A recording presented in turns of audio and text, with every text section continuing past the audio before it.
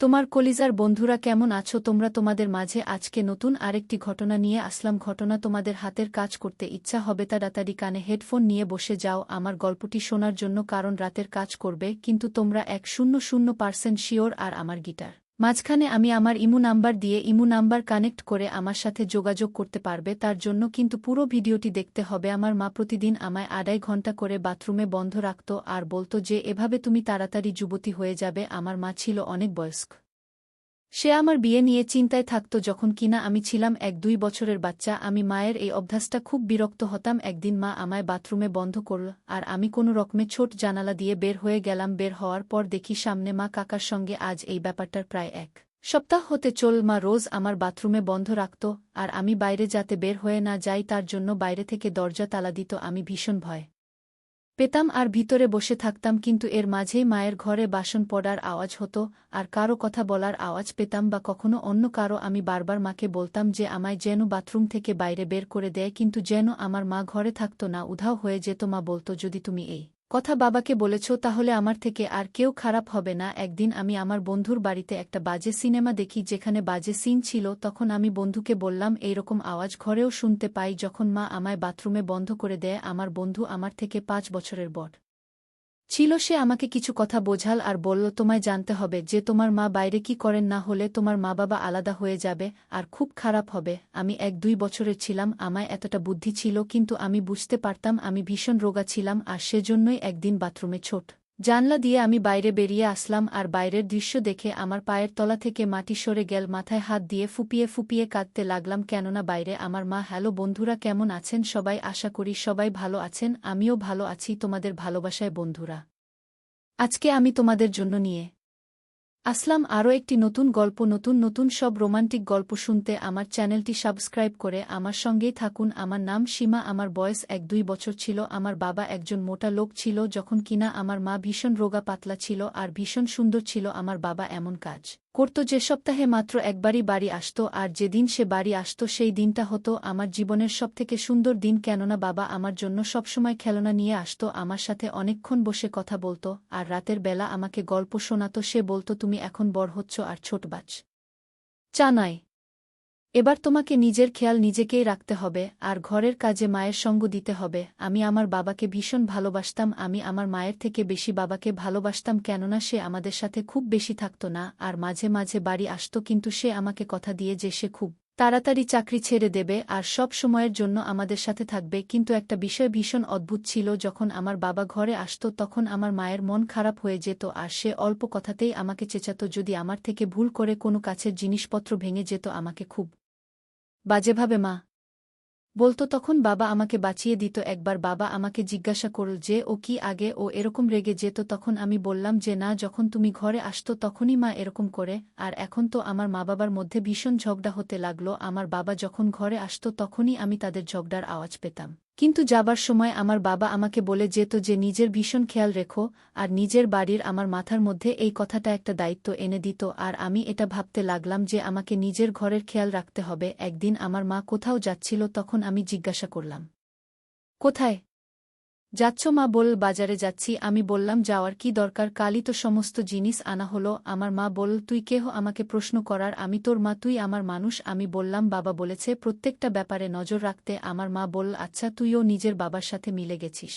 আমার মা আমাকে একটা থাপ্পড় মারল আর আমি কাঁদতে লাগলাম। এরপর আমার মা চলে গেল, কিন্তু সন্ধেবেলায় আবার আমার মায়ের রকম ভালো ছিল, সে আমায় বলল এই ধরনের কথা বলতে নেই। আমার মাথার মধ্যে এই কথাটা বসে গিয়েছিল যে আমাকে আমার বাড়ির খেয়াল রাখতে হবে। আমি আমার মাকে 2-3 বার বারণ করেছিলাম আর এরপর আমার মা আমাকে একটা কথা বলেছিল। আমার মা আমাকে তার কাছে বসালো আর বলল দেখো তুমি 1-2 বছরের মেয়ে মাত্র। বন্ধুরা, আমি ভিডিওর মাঝখানে কিছু বলতে চাই। আমি তোমাদের জন্য অনেক কষ্ট করে ভিডিও বানাই, তোমরা যদি লাইক সাবস্ক্রাইব না করো তাহলে আমি উৎসাহ পাই না, তাই তোমরা লাইক ও সাবস্ক্রাইব করে দাও যাতে পরের ভিডিও বানাতে উৎসাহ পায়। তো মূল ভিডিওতে যাওয়া যাক। আর আমি তোমার জন্য ভীষণ চিন্তা করি। আমি বললাম কেন, চিন্তা করার কি কারণ? তখন সে বলতে লাগলো তুমি নিজের সাথে মিলিয়ে অন্যান্য মেয়েদের দেখো কত তাড়াতাড়ি তারা বড় হয়ে গেছে আর তুমি এখনও পর্যন্ত বড় হয়নি। মায়ের কথা ঠিক ছিল, কেননা আমি দেখেছিলাম যে আমার তুলনায় সমস্ত বন্ধুরা লম্বা ছিল, তারা লম্বা অনেকটাই ছিল, কিন্তু আমার তো এটাই মনে হতো যে এটা সাধারণ ব্যাপার, কেউ উচ্চতায় ছোট বড় হতে পারে, এর মধ্যে চিন্তার কি কারণ? আমার মা বলল চিন্তার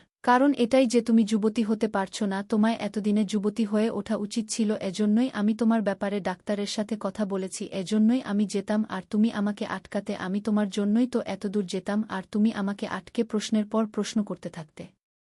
ডাক্তার একটা উপায় বলেছেন, আমরা কাল থেকে এটাই করব। তারপর তুমি ও তোমার অন্য বন্ধুদের মতো তাড়াতাড়ি যুবতী হয়ে যাবে, কেননা তোমায় বিরক্ত করতে হবে। বিয়ের কথা শুনে আমি অবাক হয়ে গেলাম। আমি বললাম, তুমি আমার বিয়ে এত তাড়াতাড়ি কেন দিতে চাইছ? তুমি আমাকে স্কুলে পড়তে দিলেন না, চতুর্থ শ্রেণীতে পড়ার পর ঘরে বসিয়ে রাখলে আর আমার বিয়ে করাতে চাইছে। এবার সে বলতে লাগলো, যত তাড়াতাড়ি বিয়ে হবে ততই ভালো। ভালো। আমি বললাম, আমি এখন বিয়ে করতে চাই না। কিন্তু মা বল, ভাবো তোমার একটা কাজ করতে হবে, আর এটাই তোমার জীবনের উদ্দেশ্য, আর তাহলে সেই কাজটা যত তাড়াতাড়ি হয় যাবে ততই তো ভালো। এখন ছোটই মনে হচ্ছে তোমায় দেখে, আর বিয়ের পর তোমার ছিল যেখানে কাপড় ধোয়া হতো, আর ৮-১০ মিনিট যে হলো আমি কাঁচি আর ছুরির সাহায্য নিয়ে জালটা কাটতে লাগলাম। এই কাজটা করার সময় আমি যতটা ভেবেছিলাম তার থেকে অনেক বেশি সময় লেগে গেল, কেননা এই জালিটা ছিল লোহা দিয়ে বানানো, কিন্তু এমন নয় যে সেটা কাটা যাবে না। আমি বাইরে বেরিয়ে জানতে চাইছিলাম যে মা কি কাজ করে, আর যেটা করেছিল সেটা ভুল কিনা। এতদিন পর্যন্ত আমি বাথরুমে বন্ধ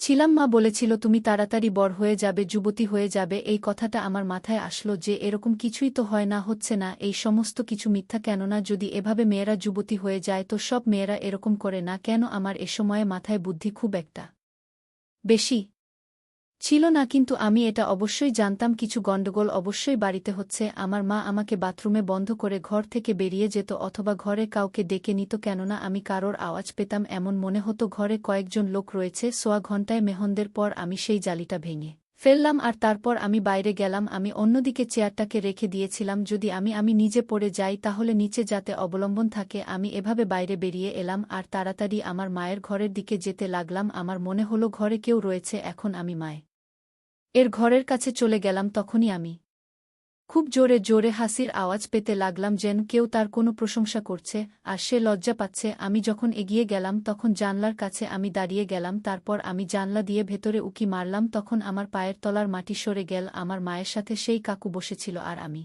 এই দৃশ্য দেখতে পাচ্ছিলাম না। আমি কাঁচতে কাঁচতে পালিয়ে গেলাম, এত জোরে পালাতে লাগলাম যে জানি না যে আমি কোথায় গিয়ে পৌঁছাবো, আর রাস্তা ভুলে গেলাম। একটা দোকানে গিয়ে বাবাকে ফোন করলাম আর বললাম, আমি জানি না আমি দৌড়াতে দৌড়াতে কোথায় চলে এসেছি। দাদা অনেক চিন্তায় পড়ে গেল। আমি বাবাকে বললাম যে তুমি তাড়াতাড়ি এসো, অনেক বাজে কিছু হচ্ছে। আমার বাবা অনেক চিন্তায় পড়ে গেল। সে বলল যে কাল পর্যন্ত আমি পৌঁছে যাব, এখন তুমি বাড়ি যাও। আমি বললাম যে আমি আর ফেরত যাব না, বাড়িতে না হলে আমার মা প্রাণে মেরে দেবে। বাবা আমাকে বোঝাল যে তার বন্ধুর বাড়ি যেন যাই। আমি সেখানে গিয়ে বাবা তার বন্ধুর সাথে বাবার কথা বলাতে বলল। আমি এরকম তাই করলাম। বাবার সাথে কাকুর কিছু কথা হলো, আর বাবা আমার সাথে খুব আরাম করে কথা বলল আর বলল আমি আসছি। বাবা পরের দিন সকাল সকাল তার বন্ধু বাড়িতে পৌঁছে গেল। রাতের বেলা আমি তার বন্ধু ইতেই ছিলাম।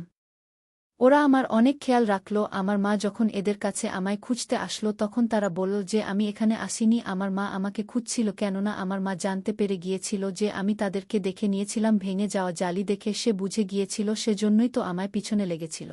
যখন আমি সকালবেলার সমস্ত কথা বাবাকে বললাম তখন কথা শেষ হওয়ার আগে সে আমার মুখে হাত রেখে দিল, আর বাবার চোখের জল বেরিয়ে গেল। বোধহয় আমি আমার বয়সের থেকে বড় কথা বলছিলাম, কিছু এমন বলে দিয়েছিলাম যেটা ভেবে বাবা ভীষণ চিন্তায় পড়ে গেল। তোমাকে আমি ৭ দিন পরে নিতে আসব, বাবা বলেছিল আমাকে। সেরকমই ৭ দিন পরে সে নিতে এসেছিল, আর আমি আমাদের ঘরে ফেরত চলে গেলাম। কিন্তু আমাদের বাড়িতে আমার মা ছিল না। আমার বাবা আমাকে বলল যে তোমার মা এখন থেকে তোমার সাথে থাকবে না, হতে পারে সে কখনো কখনো তোমার সাথে দেখা করতে আসতে পারে, কিন্তু এখন আমি তোমার সাথে সবসময় থাকব। আমি তোমাকে ছেড়ে কোথাও যাব না। আমি আমার বাবাকে গলা জড়িয়ে ধরলাম। আমি বুঝতে পারলাম যে আমার বাবা আমার মাকে ছেড়ে দিয়েছে। তখন থেকে আমার বাবাই আমার সাথে রয়ে গেছে, আর আমার বয়স আজ ২০ বছর হয়ে গেল, আর এখন আমার বাবা আমার জন্য সম্বন্ধ খুঁজছে, কিন্তু মা আর দ্বিতীয়বার দেখা করতে আসেননি। সে কোথায় গেছে এ ব্যাপারে আমি কিছুই জানতাম না, আর না জানতে চাইতাম তো। বন্ধুরা, এইরকম মা যেন কারো কপালে না জোটে, কারণ মায়ের অমূল্য সম্পদ, যার মানে তার কিছুই নেই। তাই বলবো সবার জীবনে যেন সবাই একটা ভালো মা উপহার পায়। বন্ধুরা, গল্পটি কেমন লাগলো তা কমেন্টে বলে যেও। এইরকম নিত্য নতুন রোমান্টিক গল্প পেতে আমাদের চ্যানেলটি সাবস্ক্রাইব করে পাশেই থাকবেন। ধন্যবাদ বন্ধুরা।